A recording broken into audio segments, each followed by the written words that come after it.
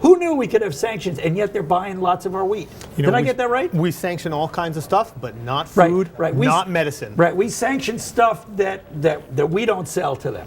But stuff that we sell, am I being too cynical? The phrase you hear get thrown around is dual use. You don't want to sell somebody something that they could fire at you, for instance. Right. We're not going to sell them military hardware, chemicals, certain advanced industrial technology. goods. Those are the kinds of things that I think the sanctions are meant to stop. Right. But wheat, medicine, the idea is to make sure that you are not, causing humanitarian, you're not causing human suffering in a country that's under sanctions. That's now not the Iranians are buying a lot of wheat lately. And there's some view that they may be stockpiling it in case something happens. That's the sentiment? Sure. I mean, Iran grows a lot of wheat at home. They have in the past sometimes bought quite a lot of wheat abroad, but they've tended to do it most when they've had local crop problems. So 2008, 2009, they had a drought that hit them really hard. They bought a lot of wheat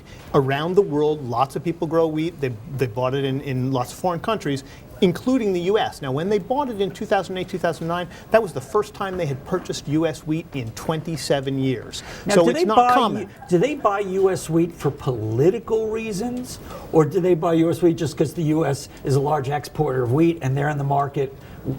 Our exporters are in the market just like any other wheat exporters are in the market. Or do they make it kind of a political point of buying U.S. originated wheat? Your guess is as good as mine. Nobody really knows why Iran does what they do or why they buy who they buy from.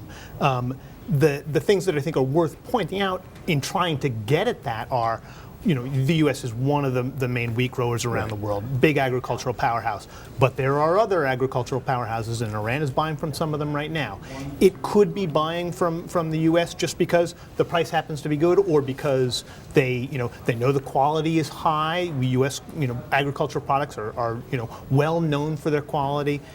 There also could be, a sense that if they order from the U.S., they're going to have more confidence that it's going to be delivered. Are there problems with the wheat crop in Iran because of the other sanctions going on?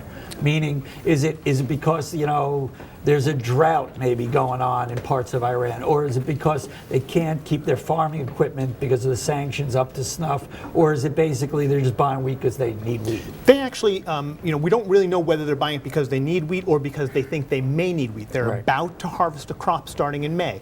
They may know something that the rest of the world doesn't know about whether recent dry weather has caused a problem with the production that they're going to expect, or they may just want to have a lot of it on hand, get the crop, but also buy abroad. You can store wheat for a long time. So if you think that, Plus, it's a staple. It's a staple there. The flatbread there. It's a staple of the Iranian diet. It's this is some true. Kind of naan, right? It's There's like a naan bread.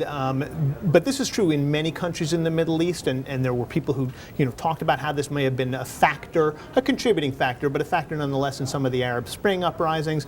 In that, certainly in Egypt, where there were rising grain prices, I think caused the bread to get very expensive. Wheat prices had spiked before the Arab Spring uprisings, and the governments have to absorb a lot of that cost because they subsidize bread in parts of the region.